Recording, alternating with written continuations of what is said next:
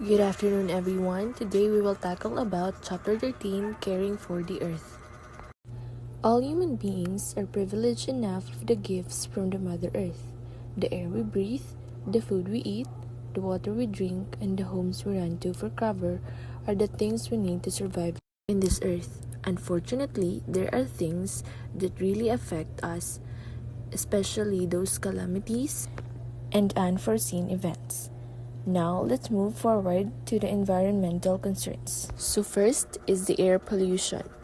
Air pollution occurs when the air contains gases, fumes, dust, or odor in dangerous amounts.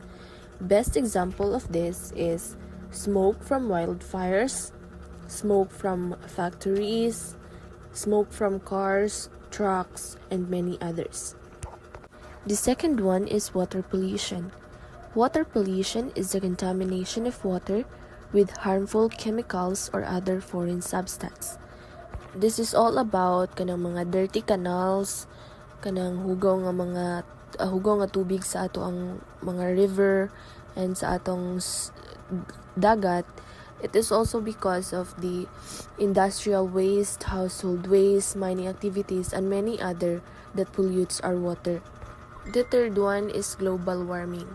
Global warming is an environmental problem that results from the increased amounts of greenhouse gases, notably carbon dioxide and methane in the atmosphere.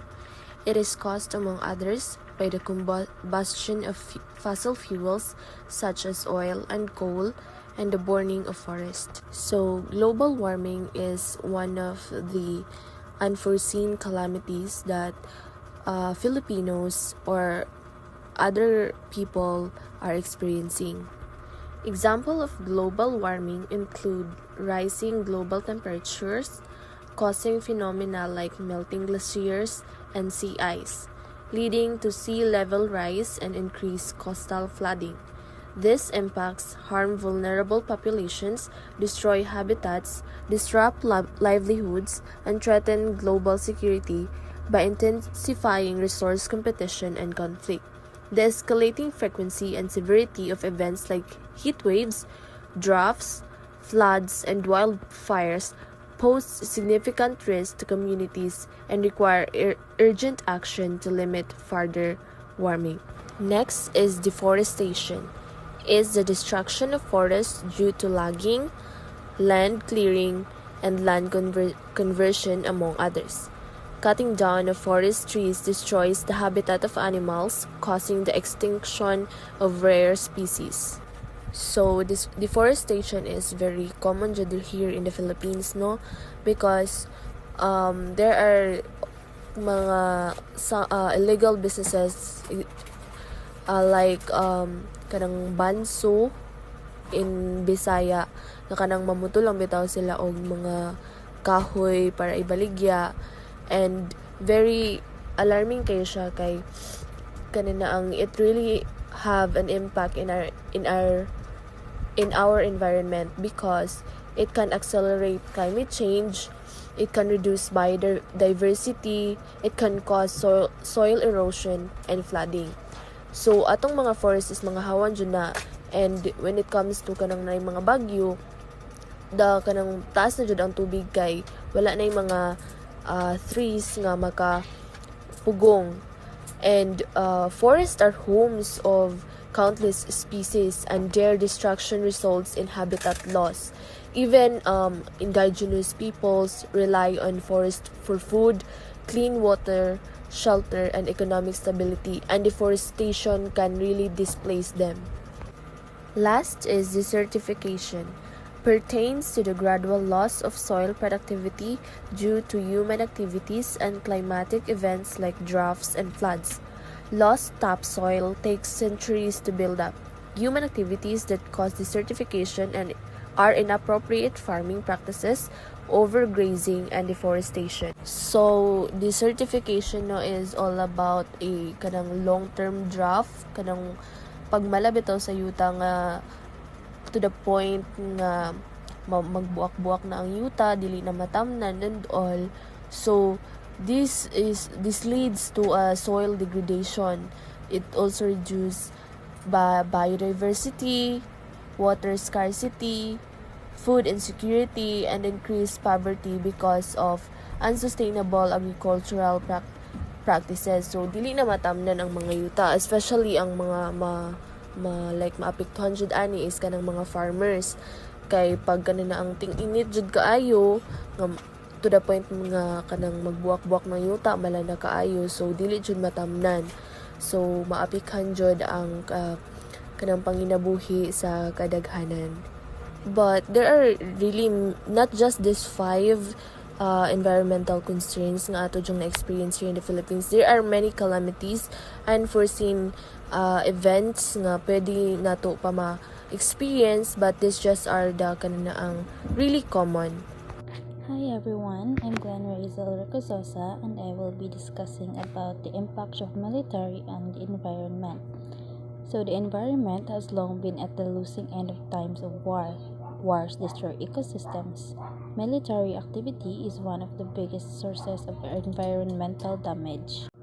So in that statement explains how military activities have a huge negative effect on the environment.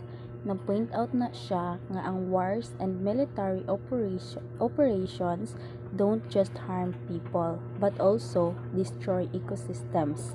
Armies use massive amounts of resources and produce a lot of pollution. For example, wars destroy ecosystems like bombings, landmines, and heavy machinery damage land, also forest and water systems. Also, military as a big polluter. Studies show that the world's armed forces are among the largest contributors to pollution globally. Next example is the hazardous waste. Weapons testing and production creates dangerous waste materials. So, diri na sila nag-create og mga waste nga materials. Next is harmful gas emissions.